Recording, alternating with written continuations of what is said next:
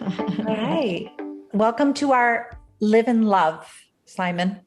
All right. He's So super happy that he can join today because usually it's 1 hour later here in Germany and he has to be in bed already. So special wow. 2 weeks. We're very happy to have you. I don't know if we'll be able to hold your interest today, but we're so thrilled to have your presence. So yeah, this is a really interesting week for the conversation, this live and love conversation that is continuing. As you know, we've been exploring the nature of happiness throughout the month, and last week we dove deeply into we're going to say that inward explanation, kind of exploring the difference between absolute happiness and relative happiness, but it was very much from a personal myself, I am perspective. And we thought it valuable because there is nothing in the reconnective healing experience that is exclusively one directional, other than the receiving or the receivership of, we'll say, God, love, the intelligence of the universe. But everything that we explore is to observe not the experience exclusively, although for many who are new to the reconnective healing experience, the healing event, the transaction, or the gesture becomes such a focal point that for a while, not forever, often that becomes such a primary focus around understanding what is reconnective healing, or what is the reconnective healing experience, or this is what happened to me, or this is what I noticed. Well, we kind of hold on to the way we were introduced to something, or the way we first recognized it as it, unless someone actually posts a giant billboard on the side of the highway that says, keep looking, there's more back here, or like a box we just had that said, don't look inside, there's nothing in here for you to see. That we don't know to look further. And sometimes we don't want to let go of what we have because there's a little bit of fear in back of, what if we don't find anything behind it? And what if we don't get back to it? And quite frankly, that is the powerful component that is threaded through all what we'll call feelings, thoughts, states. So the reconnective healing experience gives you a state while it explains, reveals, ignites, infiltrates, all those words, what's behind it. And that's the difference between, in a way, the reconnective healing experience and the energy, light, and information. Yeah. Right, which is infinite.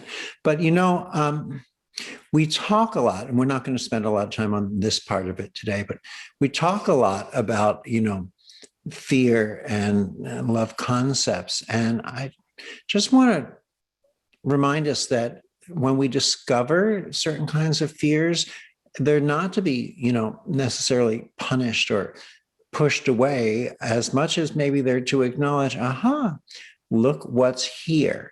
And then we get to release it. I mean, I had them in the beginning. I shared some of these with you, where I was afraid that if the air conditioner was blowing too strongly, it might blow the healing frequencies away. Or if there were too much noise, it would distract people, until one time you're out somewhere on a windy night or in a loud party, and suddenly, there's reason to facilitate a session there. You don't get to control these things. And we can release a lot of these fears. And some of the fears were, if I move my hands too far away and I stop feeling, will we find it again? And some of our other fears are, when we first recognize it a certain way, if we let go of that to discover more, we might be in fear that we might not find it again. And the limitation isn't about moving your hands away or what we let go of.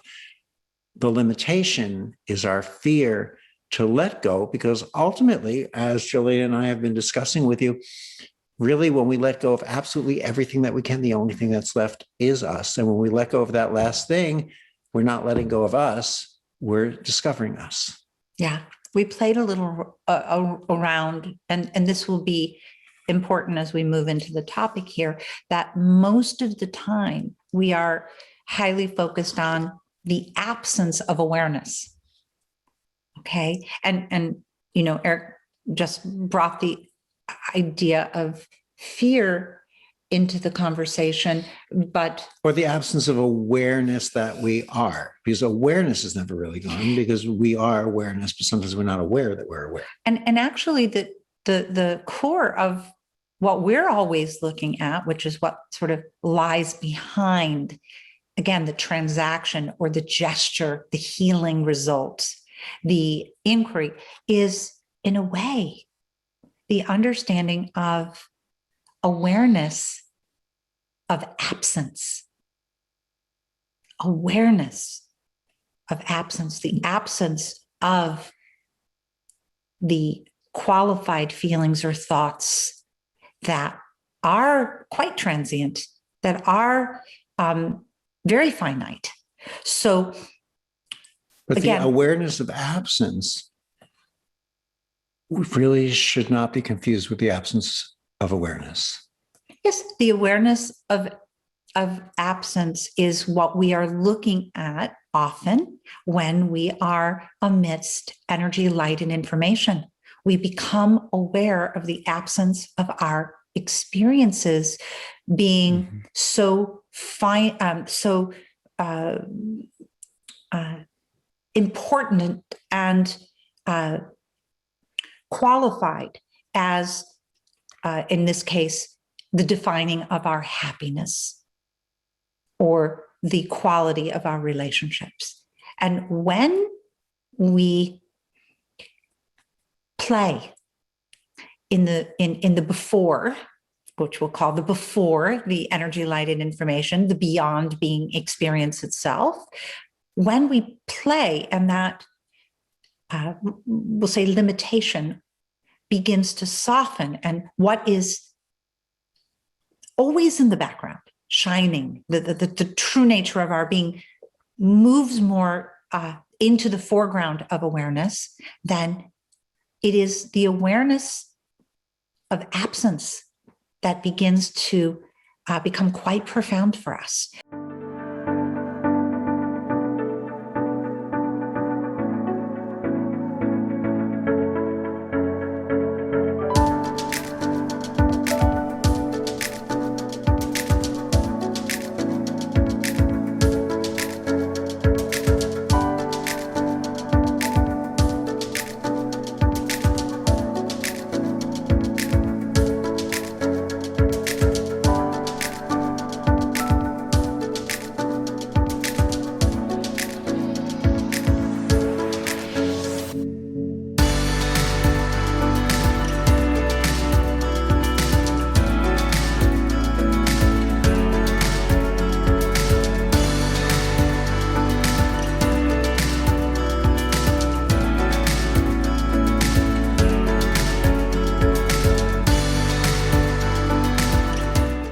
So we've gone off into some exploration that was not totally a part of today. So let us bring you now into today's Live and Love. Exploring happiness in relationships might be easier in a way if we start with the root sense of separation. Because the fundamental conflict in the elements between two apparently separate entities, Eric and Jillian, Barbara and Harry, Cecilia, right? And Ariel. So we are limited in a way in our ability to perceive oneness in the way that we are always in a conversation about, when we do have two apparently separate, what appear to be two separate entities. But once that falls away, the relationship ceases to be perceived as a relationship between two entities sort of trying to derive love from one another, or contentment or security. And this is an interesting paving the way for it to be I'm going to say a more real, or the reality of love and intimacy. And as the energy, light, and information, we say the infiltration of the energy, light, and information informing you, the person, of what your true reality is, something very spacious and peaceful emerges. And we're going to try to show you, using all of you as an example today, how that has actually happened and how you might recognize it. I'm going to reserve this until later. Okay. But yes and no. There is a beautiful statement. God needs our mind to know the world. Another way of saying that is energy, light, and information must experience itself through each and every one of us to know itself. Not it as an it, where there's an accommodation in the language of that, but that is an important quality in this conversation.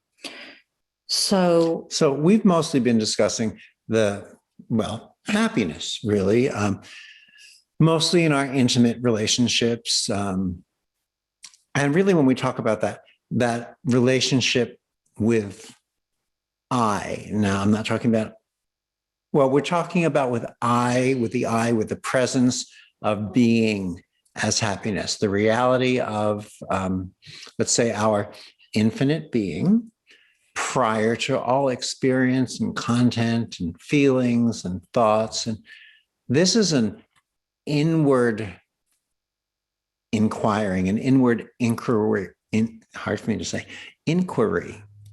Okay, I said it once, and you'll just have to remember it if you want to hear me say it again.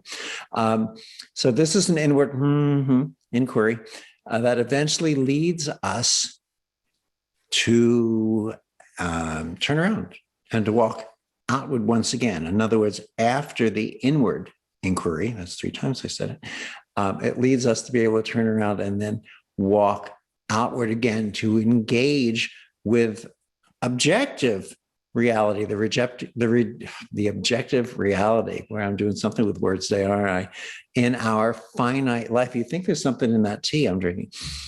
What is the reality of the otherness relationships? That becomes the question to explore. So just let's pause for a second. We're going to ask you to get a piece of paper and a pen or something that you can write with, because we're going to go into some questions here for a moment. So Eric is posing the question, what is the reality of otherness in relationships? So let's even look at Doris and Simon. There, we were looking at a mother and her son. And how can we so knowingly say that in this inquiry, we are aware that we are aware. Doris is aware that she is awareness, and that Simon is, in a way, a finite relationship. He's a finite experience in I'm going to say, the finite part of her existence as a mother, and Simon is a fantastic kid who is having the experience of growing up, and Doris is his mother. So here we have this relationship. We would call it otherness. And yet, and I don't know if Simon plays with the frequencies at all, but Doris knows that when she plays with the frequencies, and this would be a good question, how does the nature, or what is the nature of your perception of Simon? Is the identity or the personality of you as the mother and him as how and in what way does that appear for you? Do you want to share that for a second? What is a portal? It's a doorway to transformation. It's an expansion of our online essentials, our level 1, an 8+ hour e-learning course. The portal helps us discover our roadblocks that may be stopping us from living our fullest potential. How does the portal help bring about these benefits? Easy to follow short segments with interactive exercises, information acquired not only through the mind, but through interaction with the frequencies themselves. It includes the 8 hours of the online essentials course. 2 key chapters, one on love and one on healing from the new series, The Inner Compass. It brings the possibility for instant transformation, healing, and the evolution of each and every one of us. Yeah, so Simon plays with the frequencies. He more or less even brought me to experience all this because he's very hypersensitive, and he's a lot about talking about energies and how he feels the world and how he connects. So it's very special. He doesn't understand a lot, so I can talk about yeah, and so my experience is very, very, let's say, interesting because he's super sensitive. The first time I had my level 2 and I really kind of facilitated a session with him, he was talking about it for hours, and it was kind of it was really a change in our dynamics. Like our connection changed just from working with the frequencies. And tell me how would you express, just very simply, if I were to say, what would be the nature in 1 or 2 words that you would use to describe this idea of something changed? It went away from using words. It was before that I described a lot more, and then it was just kind of dissolving into some kind of clarity. I just intuitively felt what changed for him, how he perceived things. It was more like a merging into knowingness instead of trying to verbalize things. Okay, beautiful. So here's what we want to kind of pose as the inquiry for all of you today in the LNL. Why do you feel openness and freedom together as a group of friends or people or individuals as we appear weekly, sometimes twice a week, sometimes multiple times a month? Most of you don't know each other than through these conversations or exchanges. So we'd like you just to write down a few thoughts. What is the nature of your relationship to, or how would you express the nature of your relationship just to the people in the RLC, just even in these gatherings? What would you say is the nature of your relationship? Again, most of you don't know each other at all, other than through these conversations or exchanges, which would simply be just a conversation or exchange. So just write down a few thoughts on that. And while you're at it, what is the understanding that you feel you have together that really drives you to be here weekly to share with one another?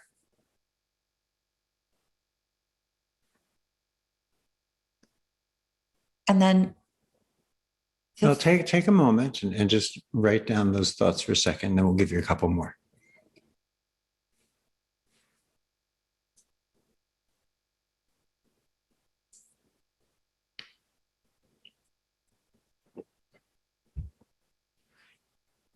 And then the third question would be, what do you think the impetus or the impulse is that allows you to share so personally and listen so deeply with a group of people that by all outside circumstances would say, you don't know each other?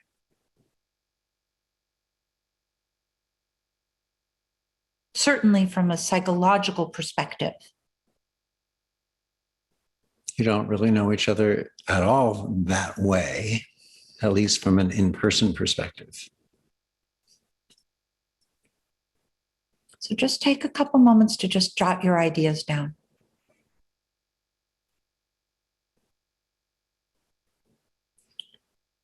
Now, we want to bring an observation to this. And you might document this. Factually speaking, if you are truthful in understanding this relationship, you will recognize that none of you are really asking for anything from one another. Ask yourself, in this gathering, if you pick any one, are you really asking for anything from any one person in this gathering? So to carry this further, we even want you to recognize that you are not the object of anything to or with one another. Yet you have, as we're observing, love, peace, even a trust somehow that would define friendship. And I wonder how much we actually have looked at that. We actually have entertained some thought about that, or brought that awareness to a more cognitive understanding. And again, as we mentioned, if we're really transparent, objective with each other, we have to realize that we're not asking anything from each other in this group. We're really just we're present, let's say. So in the exploring of happiness and relationships, there is an interesting inquiry right now just to use the gathering of this lovely group of friends. And you do hear me say that a lot, that this is a group of friends coming together to inquiry, to have this self-inquiry and to explore the reconnective healing experience. But in really sitting with this week's topic, and also because in my own relationship with others in my life, my understanding of true love is when I can, and often do, look at my partner and acknowledge that there is nothing, absolutely nothing, that I need from him. Now, some of you may be very concerned about that, or you may say, what does that mean? You're in a relationship and this is what you tell your partner. You don't need anything from them. Yes. And so I just thought we thought it was a wonderful opportunity for you to look at one another in this gathering on screen and move through the nature of the relationship that you are having with one another, the friendship that you are exploring with one another. And you can put anything in the chat. Please kind of jot that down. Obviously, some of you do know each other. And it'd be interesting just by contrast to observe how does that compare to maybe others that you've heard from, or and that some you've of us been in a breakout group with. Right. Or, some of us have gotten to know each other. Some may have known each other before. But, you know, when we think back really to all these people, many of us who have gathered at the live events, you know, we've even been having here, and kind of woven into the truth of, well, the truth of your being as as you explored their own personal and they explored their personal and intimate reconnective healing experiences, it's really it's a clear model to know your reality. It's a clear model to know your reality is consciousness. You know, as we said, many of you became friends and even forever love partners in some situations. We won't mention who. And I think the question is, why? There is a why. Yeah. What falls away in the reconnective healing experience? What becomes the true nature of happiness? Is it a specific healing result? And when we speak to the live gatherings up until COVID, this is the only way we communicated. This online community, the first time that we've had, as of COVID. So it's worth it, as we will be resuming gathering live. Many of you will be in New York with Rob and the team, and Eric and I just bombing in, showing up to hang out with you all weekend.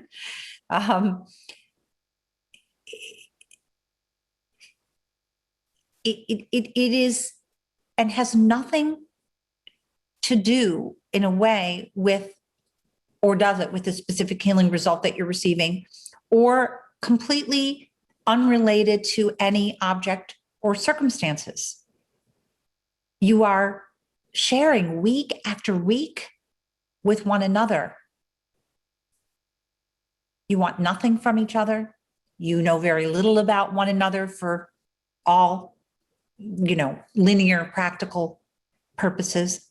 And in the energy, the light, the information, in the experience, so much of the illusion in the external has just fallen away. So, really in recognition that itself is a healing result.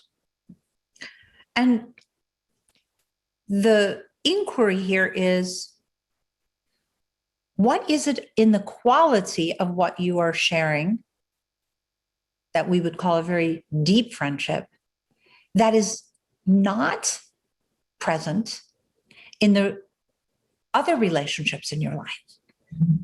In the relationships, again, at work, maybe it's in community, maybe it's family, maybe it's your neighborhood.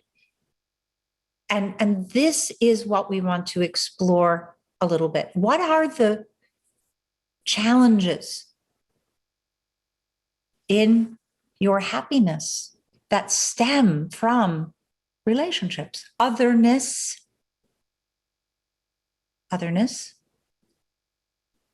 And we would say to you that we recognize that probably not everyone in your life shares your love or interest in this topic. Or more than likely, they're not on a direct path of understanding that oneness is not just an idea.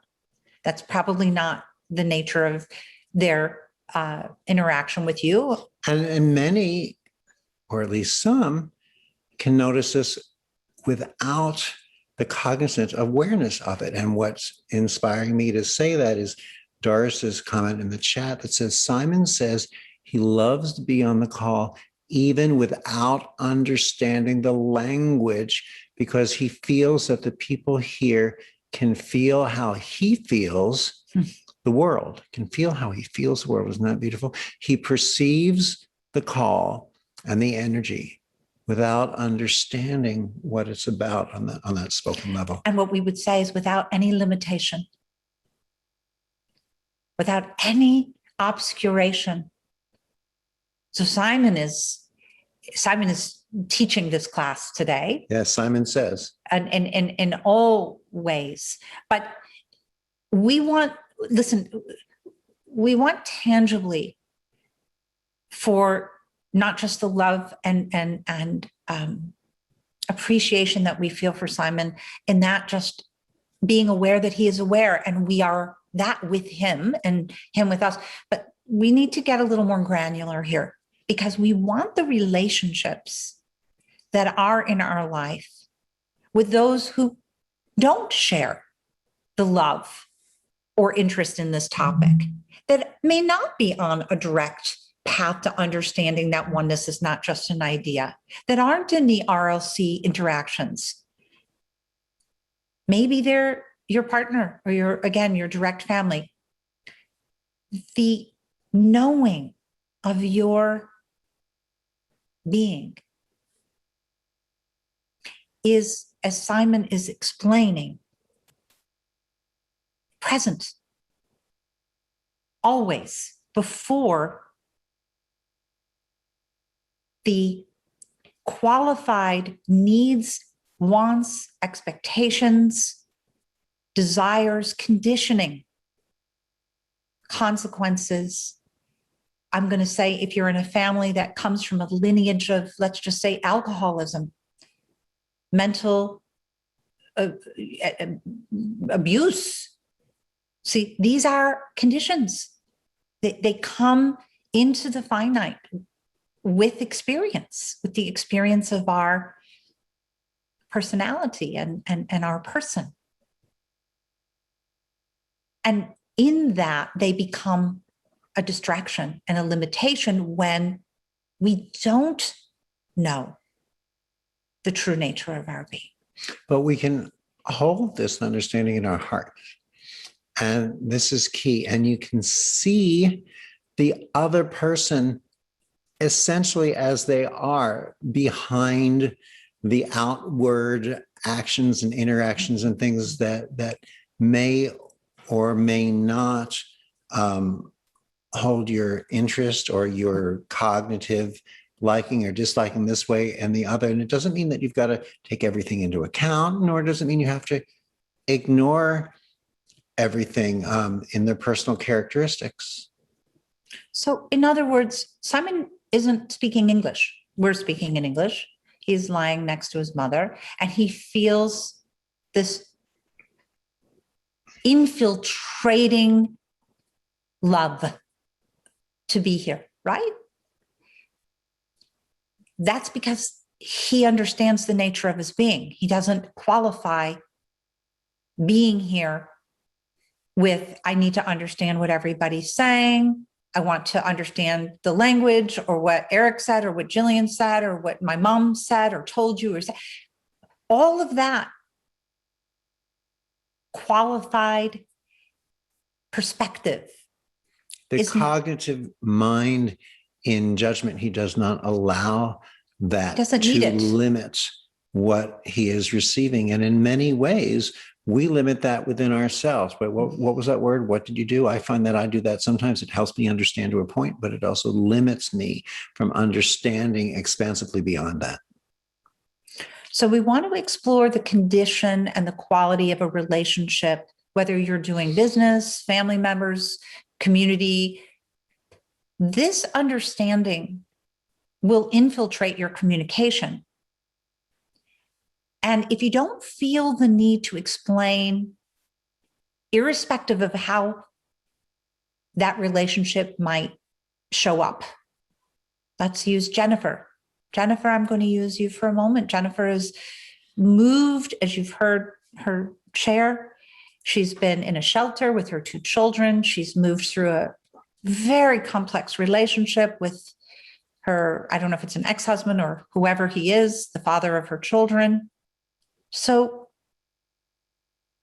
Jennifer has been exploring the nature of her being, watching and observing and living with circumstances and activities that are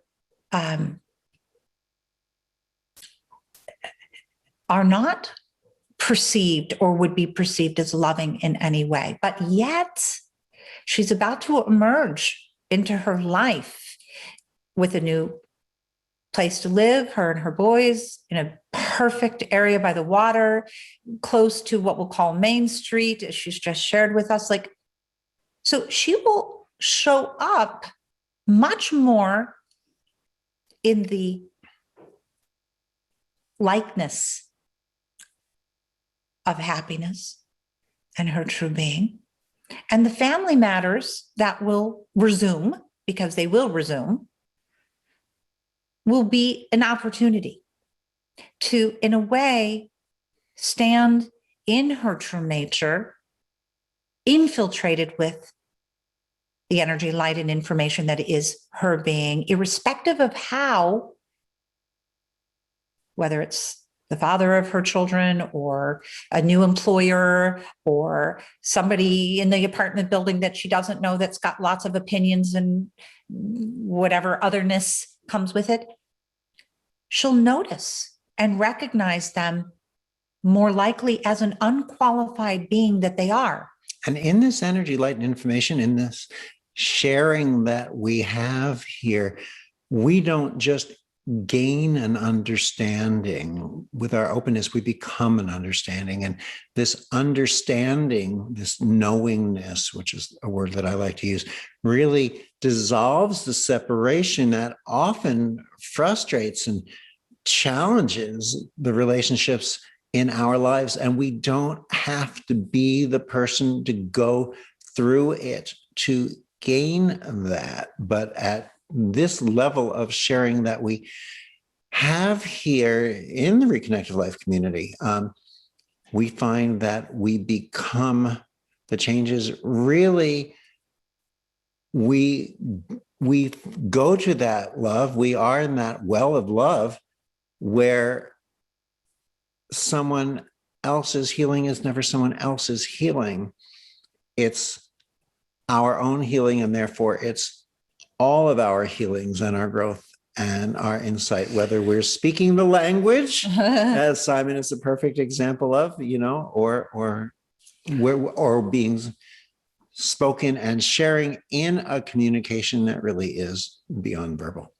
The title of the book, The Reconnection, Heal Others, Heal Yourself, I would say is more often understood as come learn reconnective healing so that you can facilitate reconnective healing, and that in a way will heal you as well. And that is not the interpretation at the core of the reconnective healing experience at all.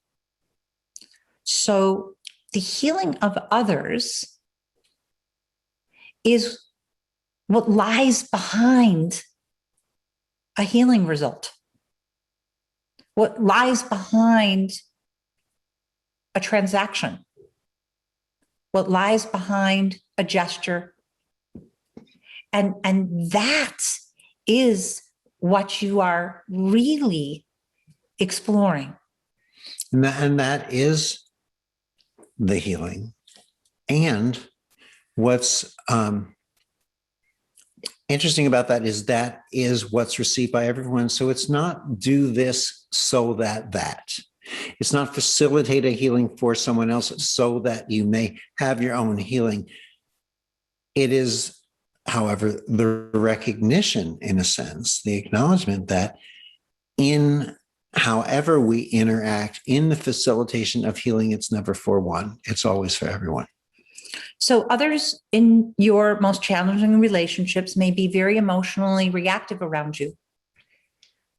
What's important in a way is that you know that they are not this bundle of conditioned circumstances, thoughts, feelings, or behaviors.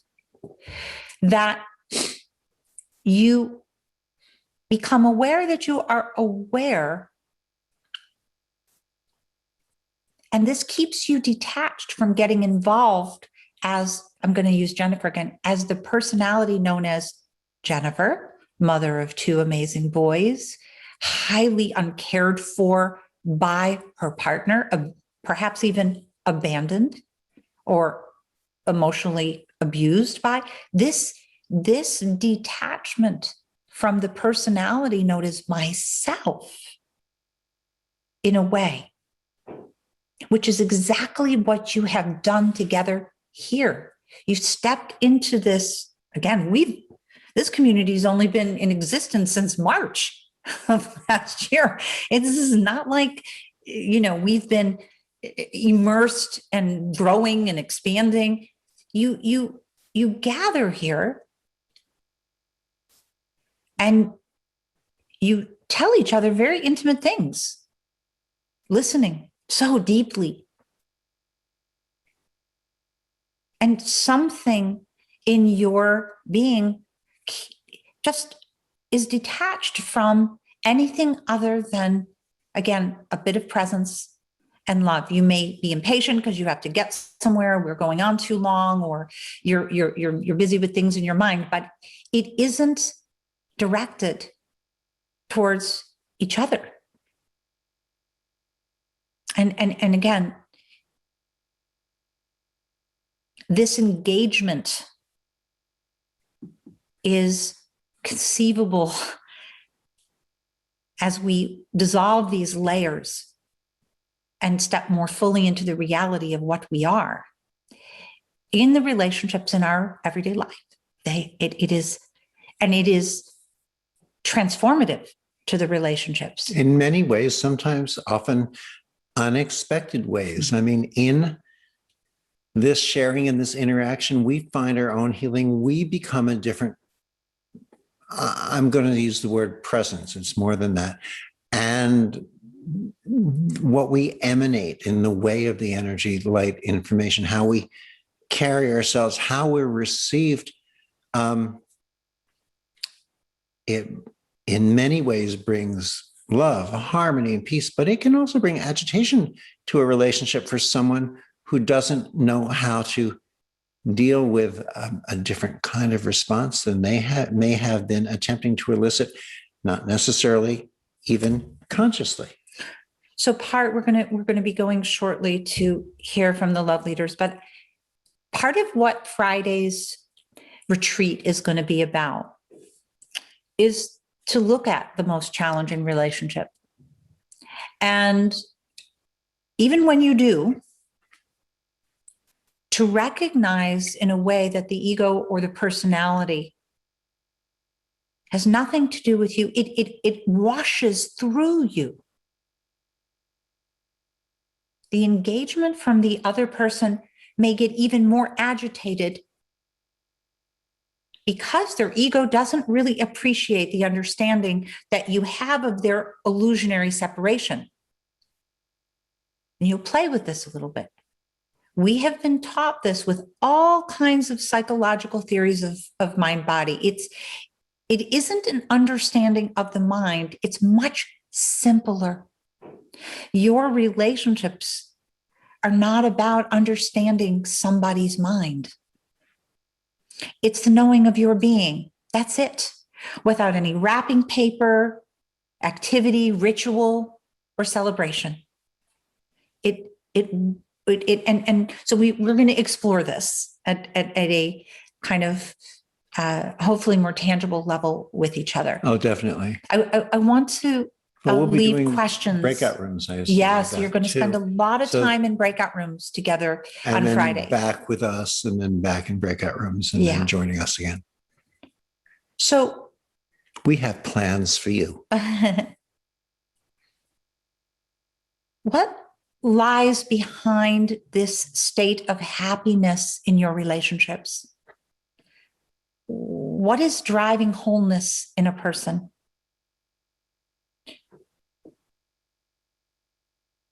I think we don't want to go too far because this has No. been so much. And again, Simon, is he sleeping, just resting and sleeping? And He's fallen being, asleep and so- in the frequencies, as his mother said.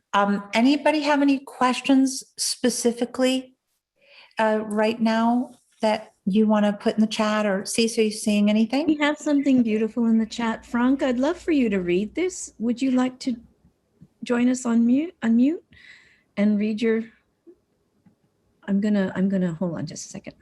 I'm gonna bring you forward and I'm gonna read it for you. Frank says, I believe that in general, human relationships are visualized in the sense that each one's respective ego seeks to fill a need and or desire. However, with the experience of reconnective healing and perhaps my best understanding of my spiritual essence, my relationships are more in the giving, sharing of love and the light of pure consciousness. As we reconnect with the experience of it, our desires, fear, illusion of separation naturally dissolve into giving, love, and truth. We are in the frequencies, we are in the experience of the divine facilitating a reconnective healing session.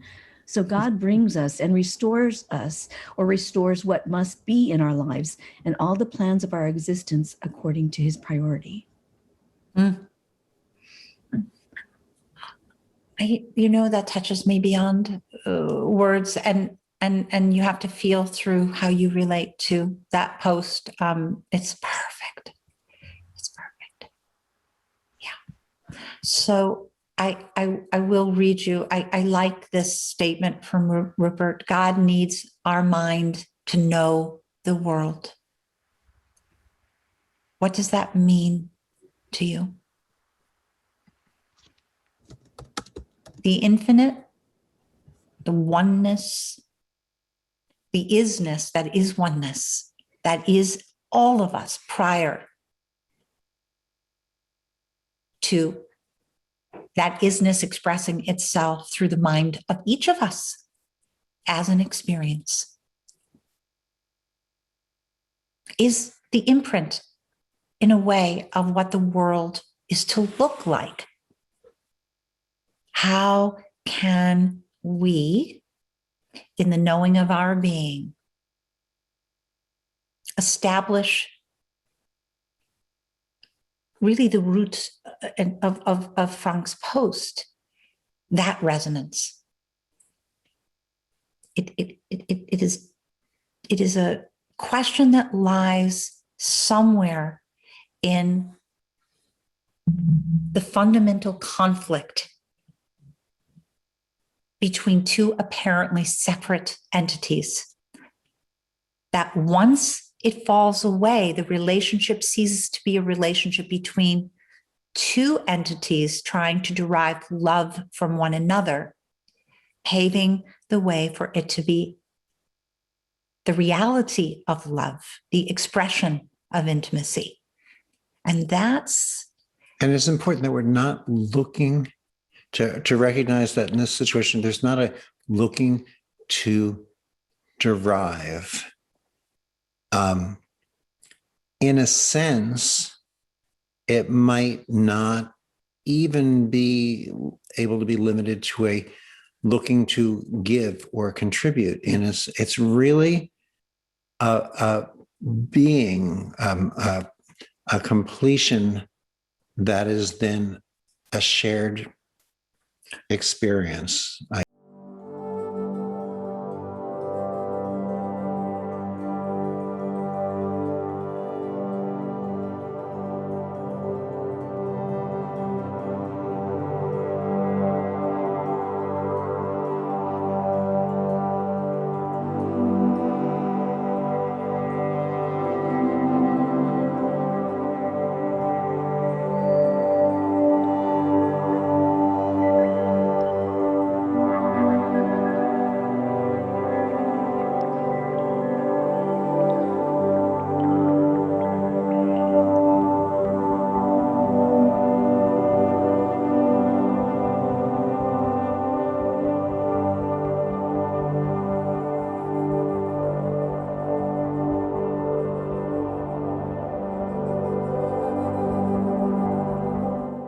I guess. So I know we're exploring this from maybe a little bit of a different angle, and it's very late for some of you at night. We're going to pass it along to the love leaders and let them play with this as a little. But again, I do want you to look at, and if you're coming on Friday, bring the answers to the questions that we posed at the beginning. What allows you to consider to share personally and listen so deeply in the knowing and or understanding in a linear way that you don't know each other if we go by what we'll call the space and time, body, mind, knowingness. You really don't know very much about each other, but mostly that you are not asking for one single objective thing from one another. And yet, and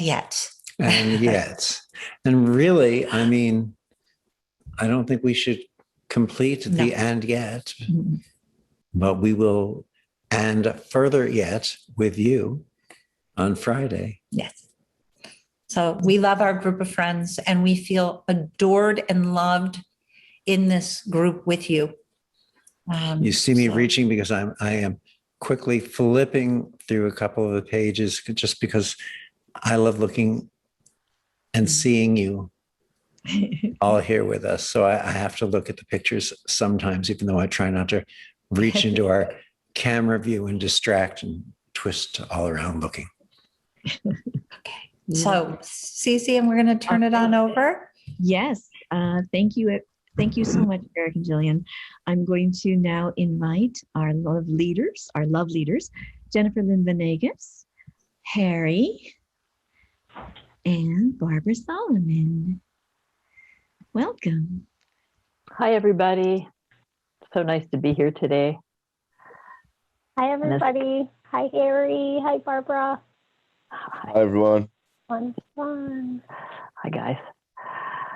That was such a great topic and such a great presentation. It's almost like, what else can we say to take it even further? It was so wonderful and so full. Yes, I agree. Think? I agree with you, Barbara. Right. Me too. Right off the bat, Barbara, I was thinking maybe responding to what Jillian was asking at the end about the Rupert Spira quote. God needs our mind to know the world. And what does that mean to me? The first thing that came to me was that it means that everything's perfect. Like what Jillian and Dr. Eric were mentioning about my experience that I'm having, finite experiences and my circumstances, I guess, just that everything's perfect and God is experiencing itself through me and love is experiencing itself through me. What do you think? Gosh, I love that. You. Yeah. And I find it so interesting how different my perspective was on that, but I think that's part of the example of this. We're all such different facets and pieces of the whole. And I just saw that as God kind of needed our finite beings to be different, to have all the different jewels and colors and thoughts and experiences. And just to experience that. So that was my perception. Harry, what do you think? I kind of experience it like that's almost like a sense of recognition. So like when you think you are two separate people, and now when you have these like moments that you recognize that that's not actually true. It's like you see somebody again that you didn't see for a long time, or you recognize something like, it was always like this. So it's almost like, I don't know, it's almost like a joke. So it's somewhat like a joke. Feels somewhat like a joke. Yeah, that's. I think maybe that's also part of it. So it's almost like hide and seek, then you found yourself again, something like that.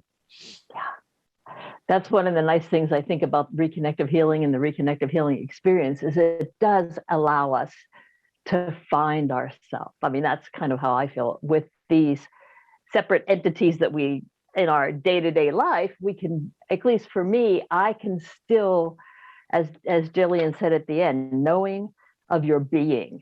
I found that especially being involved with the Reconnective Life community, it's really kind of accelerated that. It's helped me to be able to perceive that connectedness, like you were mentioning, Harry, so much easier, understand it, while still being aware of my separate self, but also being aware of that connectedness with everything. Yes. Oh my gosh. So it's so interesting what you're saying, Barbara. one of the things that I have written down on a Post-it right in front of me is know the true nature of your being with an exclamation point. And that is so relative to what we're talking about here with relationships with me. I have always, even before being involved with RLC, like felt this happiness about knowing the true nature of my being. And I bring that into relationships. I brought that into my marriage and my relationship when I first met my soon-to-be ex-husband. And I feel that that's an amazing gift we have to share with each other in this finite experience. If we know the true nature of our being, it's so exciting to get involved in relationships with other people, because just it's like amazing to have that connection and be able to share this gift of being so confident in our skin and our body with someone else. I've noticed that sometimes the things come in waves, and like you can be connected with that, and then you can kind of disconnect from it and recognize that somebody else who's not understanding the true nature of their being might cross boundaries that you might want to have in this experience. So I don't know, it's nice, like what Harry was saying, how things come and go. My reconnective healing experience has been a process of recognizing how the coming and going of my like cognizant awareness is perfect. Like I started saying before, it's all just perfect. So I don't know. Yeah, you kind of get to notice the difference also with maybe things that like that would maybe bother you, or that would trigger like something in you that just doesn't matter. You know, it's like you get the bigger picture. It's like it's not that important. So like for me personally, it also matters less like where let's say where somebody is. They can be, I don't know, like drunk every day, or they can be like reading books all day, or it like the topics of conversation and stuff, like when the focus comes more on that that they're not really somebody else, then it doesn't really matter, like for me. And then you can be more flexible. For me personally, I can be more flexible with that. So then you can talk with, like, you're open for more people. Yes, because I think their response and reaction to me matters less, because I know kind of my own true being and nature, and that is what kind of holds that center steady. I find that I don't have to react to other people's comments or situations quite as much because of that. Does that make sense? Mm-hmm. Yeah, and also like the information changes, like what you get, like some, for example, somebody talks to you in a certain way, and then like maybe before you hear it like they're angry at me, or they disagree or whatever, and now you hear it more. For me, I hear it more like a question, and then the response is also different.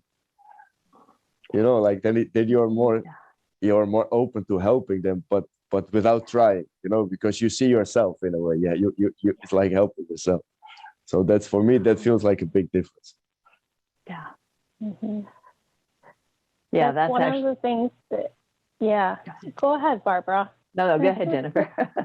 It motivates me to come into these calls and like be in the RLC because I see myself in the personalities of the other people who show up here. So like we were talking about earlier, that we don't technically know each other personally, but there's almost, I guess, like assumptions that I make when I join the calls that I am with a group of friends, because it's like synchronicity too, and serendipity that brings us here, because if we were led to show up today, then I just assume, I don't know if it's right or wrong, I think it's right. I just assume that we all are in the same space. And I don't know how to put words to it, but it's like an automatic. We are friends, or else we wouldn't be here. Right? Yeah. I think we've all kind of had a glimpse of that feeling of eternity through the reconnective healing experience, and we want more of it, and we know that we all kind of are looking for that, or wanting that, or love it, or just kind of wallow in it. It just feels so right. And I think that that's one thing that kind of draws us together, that knowing and wanting to more of that knowing, or I guess we don't have to want more of it, because we have it, but maybe just the awareness, becoming the awareness of it, remembering that awareness. Yeah. Yeah. And also I think maybe a willingness to show your true being in like somehow. Yeah. You know, like, yeah. That support and with to each be other. vulnerable, like perfectly vulnerable, and connect in like a meaningful way. Yeah. Great. I love Just it. knowing that love. Yeah. It's actually hard to walk away. I think it's time for us to finish up, but it's just hard to close out because it does feel so good. I like it. We can always go back and watch the replay. Thank you. Good thing it's always there, right? Yes. Yeah. It is easy to tap into. Yes. All right. All right. Been fun. Thanks, everybody. Thanks, everyone. Thank you all. Thank you you. so much to Eric, Jillian, to Jennifer, Harry, Barbara. All of you are so wonderful. I'm going to bring everybody back into gallery view. Stay with us for a moment. Stay with us for a moment, everybody. There's just so much going on that I want to remind everybody. There's been a lot of questions coming to me privately about all the excitement and the retreats and everything that's going on. So I just want to clarify. So I'm going to place information in the chat right now. Eric and Jillian were speaking about us meeting for 3 hours and having multiple breakout rooms. And that, folks, is the global virtual retreat. That's not part of the RLC. So you do have to register for that separately. That's the one that's going to be on Sunday, March 28th. Take a look at the different time zones that that's going to be. And that one has multiple breakout rooms. We have break in the middle of it, so we can refresh, and then we come back and we do much, much more. So that is the global virtual retreat. Now, that's not to be confused with the mini retreat, the Reconnective Life mini retreat that happens once a month for our all access members. And that one is happening on Friday, this coming Friday. Please check the time zones. Remember, the daylight savings is part of that. And that is a 90-minute retreat. And that's going to be, that also has breakout rooms, and it's on the nature of happiness. But that's a separate retreat on Friday, this coming Friday. So please be aware, there's 2 retreats we're talking about, and we want you to be there for both of them. If you are part of the RLC, you're here right now. That's what you're going to be going to. The other one, the global virtual retreat, you do need to register for that separately. So I'm putting all that information in the chat. Please take a look. Please get the information, because we don't want to miss you. So, all right. Thank you so much, everybody. Again, thank you, everyone, for everything you bring, for being yourselves, for allowing us to share. At first, it was incognito because we didn't really know each other, but then we did know each other all along. So thank you, everybody. Love you. Mwah. We'll see you soon. Okay.